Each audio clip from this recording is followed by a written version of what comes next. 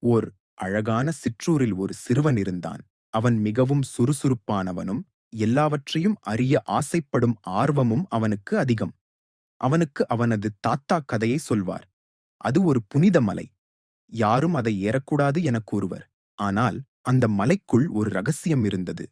ஒரு நாள் அவன் தாத்தாவின் வார்த்தைகளை மீறி அந்த மலைக்கேற விரைந்தான். அவன் மேலே செல்ல செல்ல மரங்கள் மாறின, காற்று மாறின, பறவைகளின் சத்தம் கூட மழுங்கியது.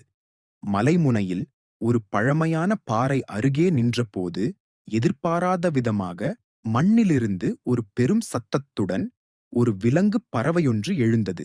அது ஒரு மாயக் கருடன், பெரிய ராட்சதப் பறவையைப் போல. ஆனால் அவன் முகத்தில் சினமில்லை, அதற்கு நிறைந்த ஞானம் இருந்தது.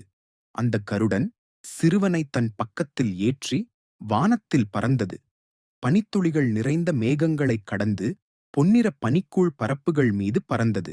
அந்த பயணத்தில் சிறுவன் எண்ணற்ற வண்ணங்களையும் உயிர்களின் அர்த்தத்தையும் கற்றுக்கொண்டான்.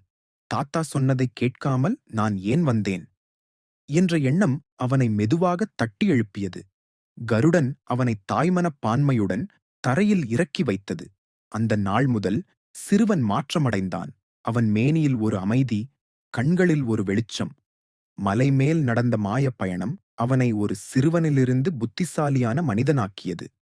இக்கதை நமக்கு ஒரு முக்கியமான பாடம் சொல்லுகிறது. பெரியவர்கள் கூறும் வார்த்தைகளில் பலம் உள்ளது. அதை நம்பி நடக்க வேண்டும். ஆர்வம் நல்லது, ஆனால் அதற்குள் மரியாதையும் பொறுப்பும் இருக்க வேண்டும்.